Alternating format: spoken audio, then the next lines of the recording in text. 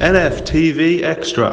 All right, everyone, welcome back to the Black and White Flag here on NFTV Extra after the first Miami Grand Prix ever. It was a big, big race weekend in America. They love to trump it up over there and make it bigger than life, larger than life over in America, over in Miami. But before we get started, obviously we didn't have a show after the Italian Grand Prix last week. So here's Lee summarising his thoughts from an eventful race. But looking at the race results, George Russell, great scoring points for him. Obviously, he's beaten Hamilton in the minute. What's happened to Lewis Hamilton?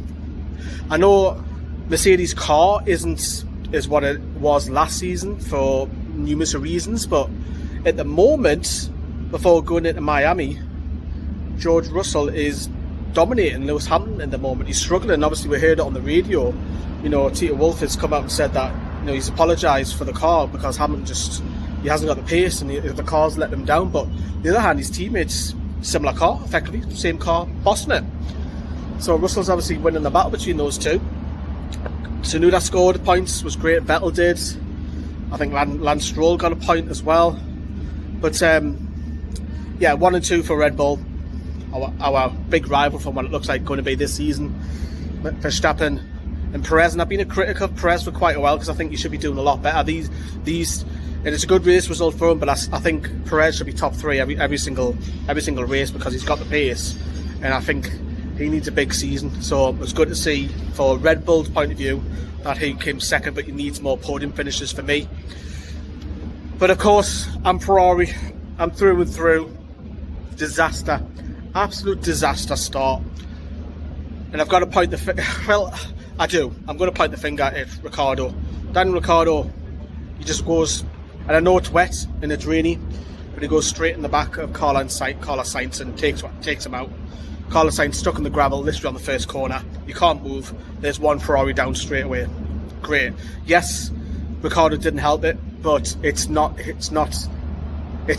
basically what Ferrari are going to look at is that, yes, Ricciardo's unfortunate, but if he doesn't hit Carlos Sainz goes on and scores points. Simple as that. So I'm personally pointing the finger because another driver has affected Carlos, which come available. Charles Leclerc was going for it. He's cost himself obviously a couple of points.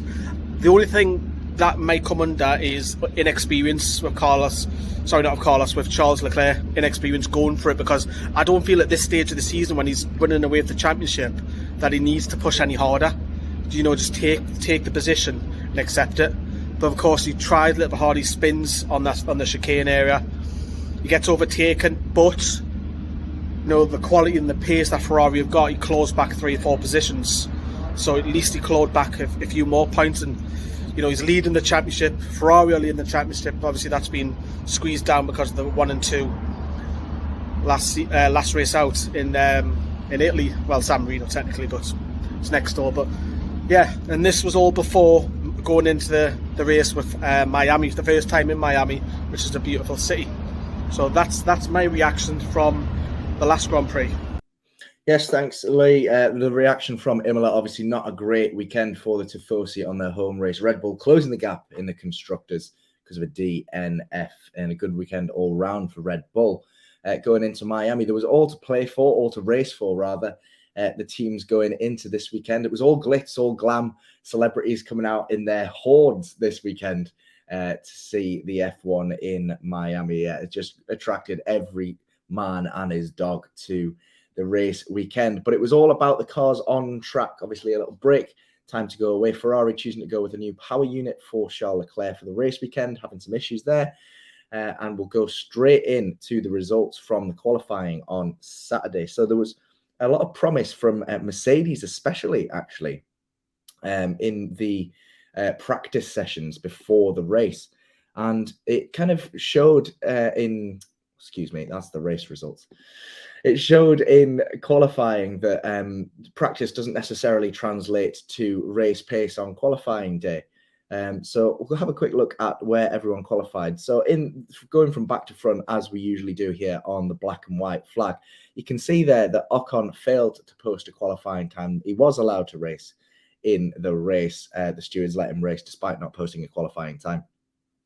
So he started from the back of the grid.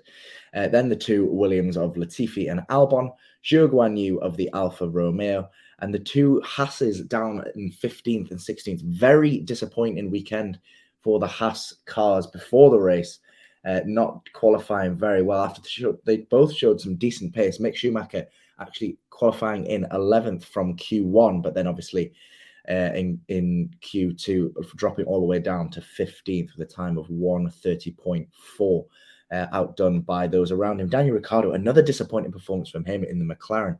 Rumours that he may be leaving at the end of the season, already starting to swirl after a few bad performances. Then comes the Aston Martin of Sebastian Vettel, still yet to have a really good race this season. Obviously missed a couple of races with COVID. And then probably the biggest shock of the weekend, George Russell, 12th in the Mercedes after posting some really good times in qualifying. Really disappointing to see him all the way down there in 12th. But we'll talk about the race shortly because he did not finish 12th. Fernando Alonso in the Alpine, probably unlucky to miss out on a top 10 spot. Lance Stroll sneaking in the top 10, followed by Yuki Tsunoda. Decent weekend for him in the AlphaTauri before the race. And then Lando Norris, the other McLaren, in 8th. So from there on upwards, Pierre Gasly, I believe that was his best qualifying this season, in 7th. So good for him, but really not anywhere near, not a patch on what he was last year, where he was qualifying, the consistent pace that he had in that car, struggling to find it this year. And then Lewis Hamilton putting in a very good performance, out qualifying his teammate in 6th.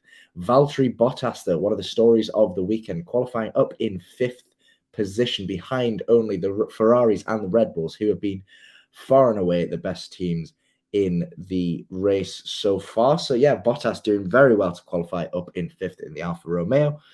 And then, of course, the two Red Bulls and the two Ferraris. But what order did they qualify in? Well, as you can see, Sergio Perez in the Red Bull in 4th has consistently kind of been the 4th best, both in qualifying and racing, aside from a couple of odd performances. Yeah, of the 4 racers, he seems to be the one bringing up the rear, and wasn't any different on Saturday. So he placed 4th. And then Max Verstappen in 3rd. A disappointing qualifying for him because he looked strong in Q1 and Q2, but then when it came down to it, Charles Leclerc and Carlos Sainz pipped him to the post. The two Ferraris getting a front row lockout. And of course, it was the main man, Charles Leclerc, sitting on pole yet again in another race this season. Very strong year for Charles Leclerc, as we already know. So he qualified on pole with his teammate right next to him in 2nd place, the two Red Bulls behind him. But this is a track we haven't raced on before. We've never been to Miami. It's a new track. We don't know what to expect. There was different strategy calls. We didn't know how long the tires were going to last. We didn't know who was going to send it in the first corner. You know, people were saying that the Ferraris might take each other out. Carlos Sainz had good pace and might get a bit keen to get past his teammate, having not finished the last couple of races. And of course, Red Bull need to take risks if they are going to chase that title down. So we weren't sure how this race was going to go. And in the end, if I'm being brutally honest, it was one of the most boring races I've ever seen in my lifetime until that safety car came out towards the end of the race, which we'll touch on. But I'm hoping, you know, this is a 5-year contract that Miami signed for the race. And I'm hoping that it can provide a bit more excitement than it did this year, because first 10 laps and last 10 laps aside, there was not a lot going on. And I don't know whether it's down to the track or just teams not wanting to take risks because it's a new track, but it wasn't fantastic. And yeah, it was all in all a pretty underwhelming weekend, considering all the glitz and the glam that surrounded it. You know, the big parties and the big announcements and everything like that. You know, this was the big watershed moment for America catching up on the F1 hype train, but it just wasn't really providing the action that we were waiting for. So how did the race go down? Well, I'll show you the results and talk you through it as we go along. If you haven't watched it and you don't want to know what the results are, turn away now. But I don't know why you'd be watching this video if you didn't. So I'm sure you're all aware already. But on the first lap into the first corner, Leclerc gets a great start away, capitalizing on his pole position, and gets well away from the pack. And into the first corner, Carlos Sainz is squeezed. He gets a decent start himself, but because he's tucked in behind his teammate, he has to brake a little bit earlier than he would like to. Left it as late as possible, but still a little bit late, which meant Max Verstappen could fly around the outside and then take that second position from him. And before DRS was introduced, Max Verstappen was already hounding down Charles Leclerc, the Red Bull looking so much quicker on the straights, even without DRS. And it wasn't long before Max Verstappen took that first place off Charles Leclerc with force. And after that, pretty much calmed down. Both Mercedes went backwards off the start line. George Russell, I think, went down to 15th from 12th, and Hamilton went from 6th, I think, back to 8th, if I'm remembering correctly. So it wasn't a great start for Mercedes, but there was a couple of cars, obviously, that benefited from that. And we didn't see much change until late in the race. Zhou Guanyu had to retire with a DNF, a fault with his car, unfortunately forcing him to retire after a promising start. And as you can see on your screen already, 5 DNFs in total. Lando Norris is the next one on the list because, well, personally, I'm going to blame Fernando Alonso. Let me know in the comments of what you made of the collisions down below. But Fernando Alonso collided with Pierre Gasly a couple of laps prior, damaging Pierre Gasly's car. Gasly looked like he was okay to carry on, lost a couple of places through the contact, but then the damage was such that he had to go wide on a corner, came back and didn't see Lando Norris coming past him, and the two collided. Nobody particularly at fault, just Gasly didn't see him coming. Lando potentially could have taken a wider line, and Lando's crash actually caused a safety car, a virtual safety car originally, and then a safety car in full. So those two ended up both not finishing the race. And then you can see the next couple, Sebastian Vettel, Kevin Magnussen, both DNF. Sebastian Vettel finishing in a DNF after colliding with Mick Schumacher, who was running in the points for so long. Looked like he was finally going to get his first points in Formula One, but it wasn't to be. He was running in 9th position at one point, thanks to Alonso's penalty, but it wasn't to be. Went a bit deep in one corner and collided with his father in the sport, almost, is Sebastian Vettel, his very good friend. Obviously, Schumacher crawling to the finish line in last place of the cars that finished, but Sebastian Vettel, DNF, which will be disappointing for him. And Kevin Magnussen, a DNF. Very disappointing weekend for the Haas cars, considering the strong start they've had to the season. Moving on, it's no surprise to see Nicholas Latifi down at the bottom. We've become accustomed to that sight now, and it's pointless even talking about it, so we'll move on from that. Yuki Tsunoda, very unlucky with the safety car, had pit just before the safety car came out, so actually lost a lot of track positions, probably 3 or 4 positions, thanks to the timing of that safety car. Unlucky for him. Lance Stroll in the Aston Martin in 12th, another disappointing weekend without points for Aston Martin. Then Daniel Ricciardo narrowly missing out on points in the McLaren. Disappointing weekend from him. Yes, it was an improvement on his qualifying position. However, it was only because of the DNFs ahead of him that he did capitalise on that. Nearly got caught up in the crash with Lando as well. The debris, the tyre that spun off Lando's car, nearly catching the front of Daniel Ricciardo's car. But lucky to avoid that. Not that it made the blind bit of difference, because he still finished outside the points. And then finally, into the points, we've got Alex Albon picking up points for the second race of the season for him. The Williams driver picking up a second 10th place position after his fantastic drive the other week, going the whole race on one set of tyres before changing for one lap at the end. Fantastic drive from Albon to clinch that 10th place. Obviously, like we say, the DNFs helped him out, but it was a great drive from him to secure that 10th place finish. Fernando Alonso in 9th. You can see the time gap between the two. That's because Fernando Alonso had a 5-second penalty for a collision earlier in the race.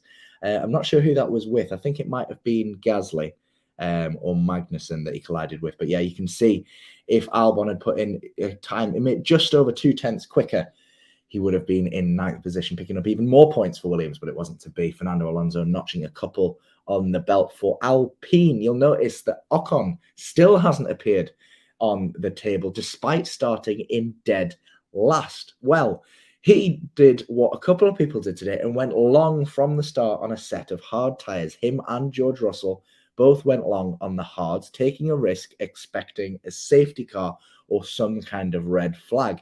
And guess what? They got one. Esteban Ocon getting lucky with the safety car, pitting behind the safety car to keep track position, finishing ahead of his teammate yet again this season. Decent season so far for Esteban Ocon. We'll look at the driver standings later on, and you'll see he's not too far down the pecking order. 8th place finish, so a couple of points for him today. And then Valtteri Bottas in 7th in the Alfa Romeo, dropping a couple of places from his qualifying position, but again, unlucky with the safety car for him today. Good drive but got overtaken by both Mercedes in one corner after going wide and clipping the wall. And you'll notice that both Mercedes haven't appeared yet. So a very good weekend for them. But yes, Valtteri Bottas finishing 7th.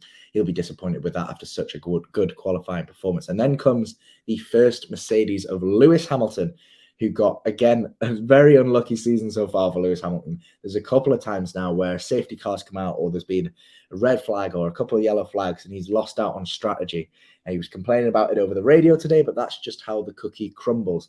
Still points for the team and for himself in 6th position, but he will have wanted so much more than that.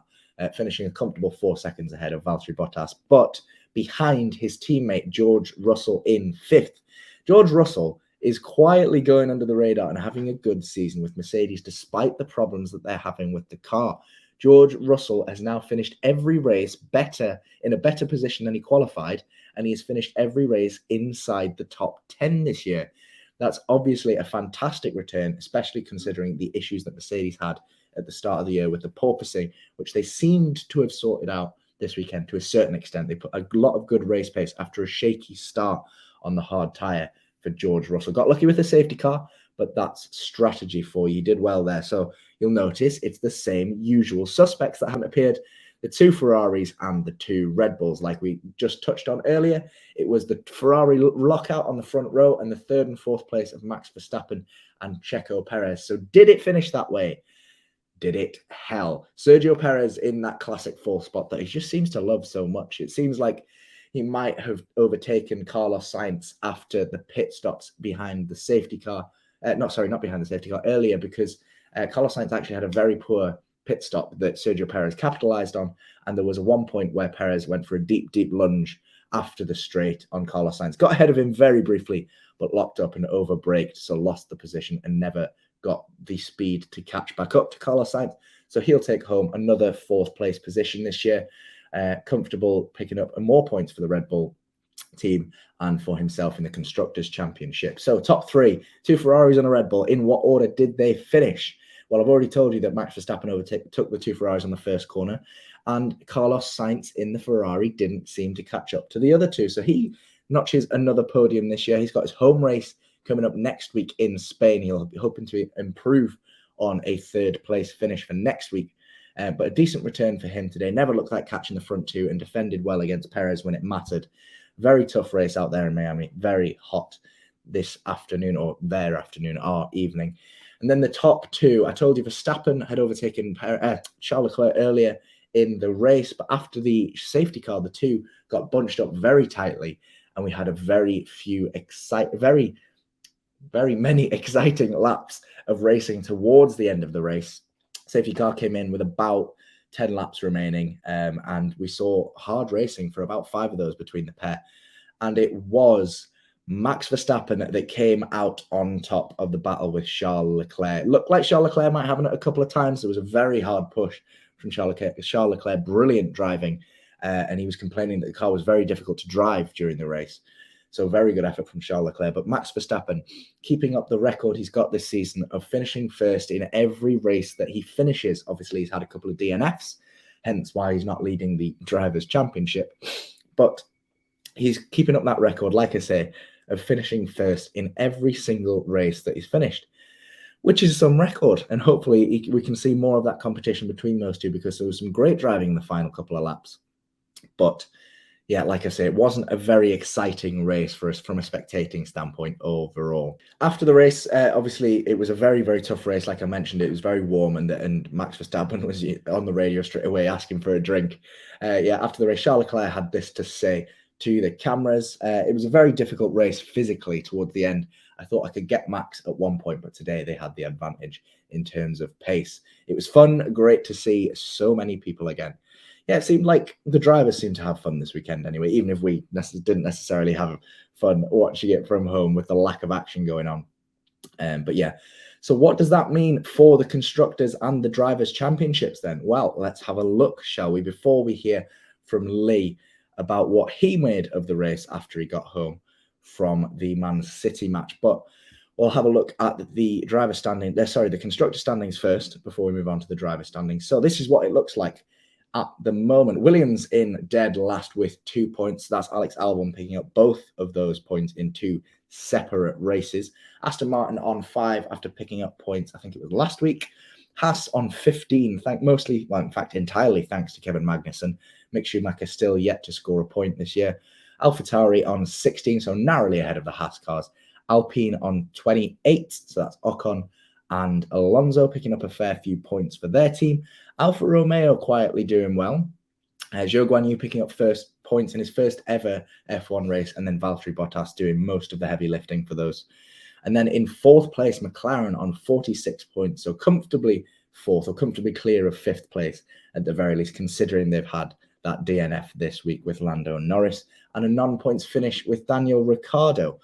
So that's the top 4. Now let's move on to the top 3. Obviously, Mercedes in 3rd place, 95 points, more than double the team behind them. Solid points haul from them, quietly just trundling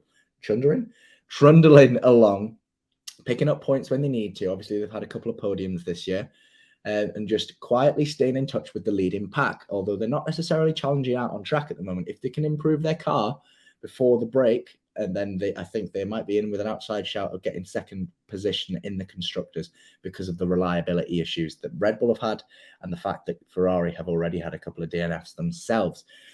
Speaking of Red Bull and Ferrari, then moving on to the top 2. As it stands, Ferrari are top, but only by 6 little points. Every point matters. We see this every race with teams going for the fastest lap as well as position on track, because every point does matter. And it'll be an interesting race in Barcelona next week to see who comes out on top, because it could swing in Red Bull's favor depending on how the second drivers do, as well as the number 1 drivers. Checo Perez really has to start pulling his weight and getting podiums ahead of Carlos Sainz. He can't rely on Carlos Sainz crashing out so he can get track position. He needs to push harder and get that Red Bull to the absolute limit that it's capable of. Max Verstappen can get it out of it, so why can't Checo Perez? But Ferrari taking an early lead in the championship and holding it so far, but it is tightening up. Not just Red Bull catching, but Mercedes too. So that's the constructors' reaction. Sorry, the constructors' table, the constructors' championship.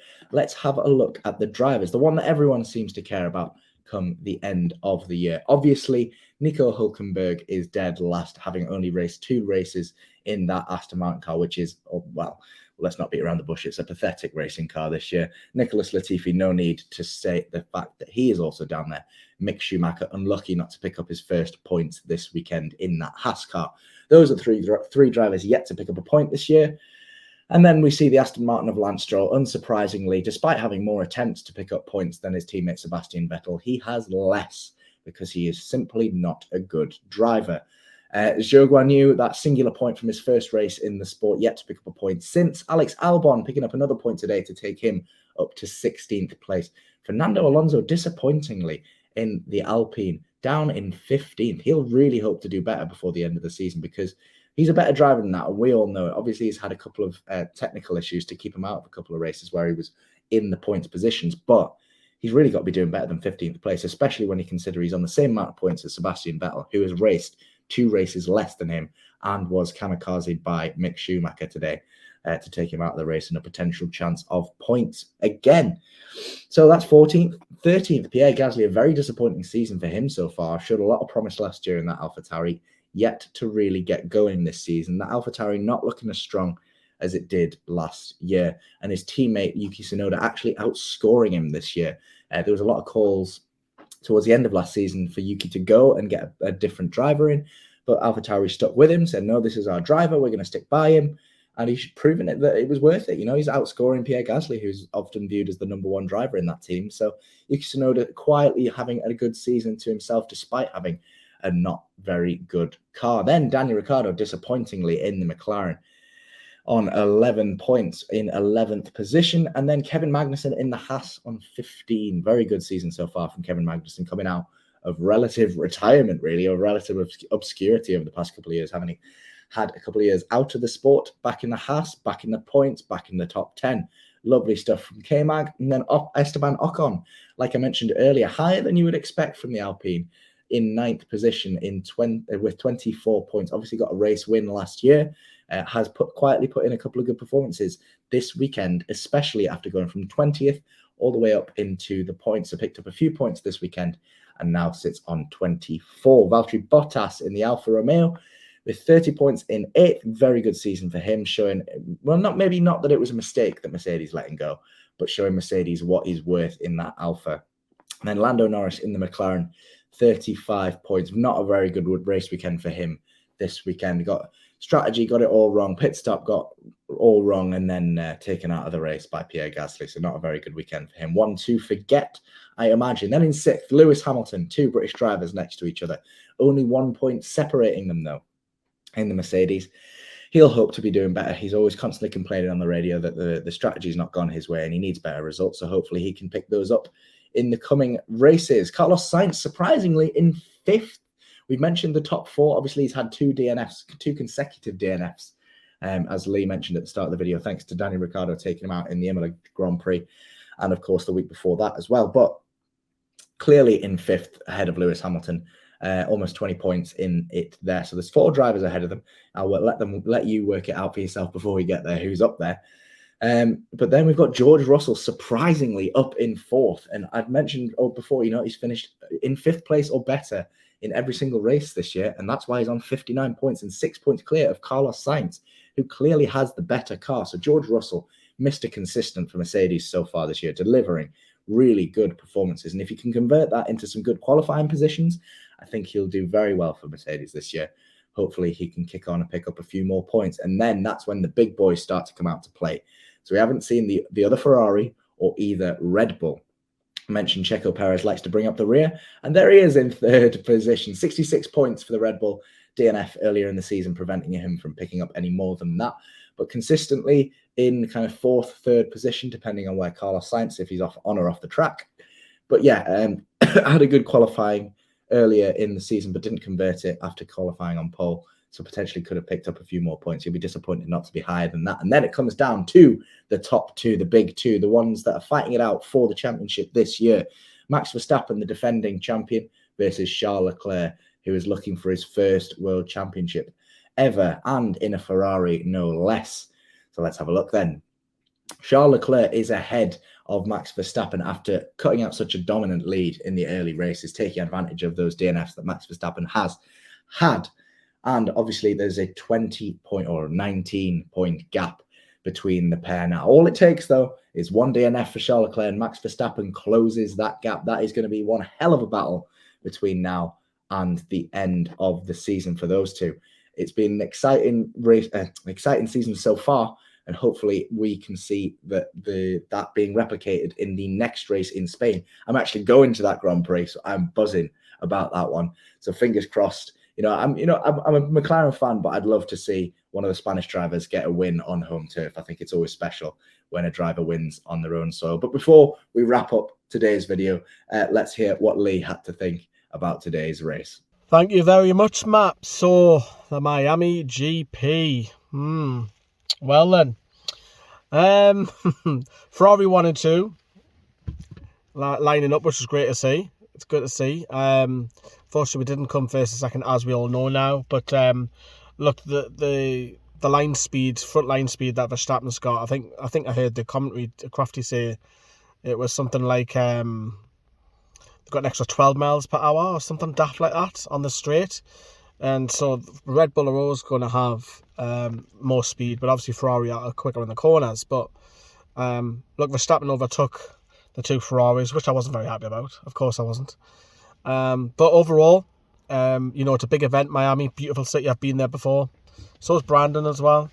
So it's a beautiful city, very colourful, very beautiful women, sun, beach, beautiful party atmosphere. But going back to the F1. Sorry, I've got sidetracked there. I'm just flashing back my memories of Miami, and looking at the overall results, I feel a little bit hard done by for Mick Schumacher. Bless him. He's going to score his first couple of championship points, and he goes straight into his German compatriot, Sebastian Vettel, and takes him out. So a little bit unfortunate. Bottas is doing wonderful things with the Alfa Romeo, but possibly driver of the day, you might have to say it's George Russell. And for considering where he started from, and you heard it on the radio, you were saying, oh, let's hope for let's stay out, because he was on the hards, wasn't he? Let's stay out, you never know, and there might be a safety car and what have you. And funny enough, the safety car came and helped him out massively, and obviously Hamilton was just behind him as well. So George Russell, as I said previously, he's beating his teammate at the minute as well, and he's the only driver, George Russell, to finish in the top 5 every race. He's the only one. But yeah, Verstappen will take claim. Great driver, him, a lot of speed. Leclerc second. Great to see Carlos Sainz, because he's only done 1 lap in the last 2 races before this one. He's had a lot of problems, obviously, drivers taking him out and what have you, failures. But yeah, great to see Carlos Sainz up there. So Ferrari second and third. I'll take that. The constructors is really close now. Ferrari are still top. Charles Leclerc still top. Again, if you asked me this right at the start of the season, I would take that. Bite your hand off with that. Of course I would. And looking at overall, McLarens are struggling. Obviously Norris got taken out, which brought out the safety car, but McLaren are struggling. I don't think Daniel Ricciardo is the driver what he once was. Maybe I'm being a bit harsh. I said that about Perez as well. Obviously he was trying to battle. Perez was trying to battle for Sainz, and he lost a bit of power. So if he didn't lose that power, you're probably talking Red Bull will be maybe 1 and 2 or maybe 1 and 3. But, there was a battle with Vettel. There was a battle with Verstappen and Leclerc as well. Leclerc was getting a bit of pace towards the end of the Grand Prix. So the safety car woke the race up a little bit. I thought it was pretty dull up until that point, I'm not going to lie. But, from a Ferrari perspective, second and third, great, I'll take it. Happy days. Back to you, Matt. Cheers, Lee. And you'll be hoping, of course, that Ferrari can win the race in Spain next year. Maybe Carlos Sainz can make it special. That's pretty much all we've got time for here on the Black and White Flag this week. Thanks so much for tuning in. If you haven't already, drop a like on the video and subscribe to NFTV Extra and Newcastle Fans TV as well. Let us know in the comments down below your race predictions for Barcelona next week. It's going to be a cracker. I'm hoping for some nice sun, please, and a nice race. Hopefully an improvement and more exciting than the race we had this week, because let's be honest, Miami GP was a bit of a flop this year. But fingers crossed it can provide a bit of entertainment next week, and hopefully we see a bit more action. But yeah, let us know in the comments down below what you're hoping and what you actually think is going to happen. But thanks for watching, guys, and I'll catch you in the next one.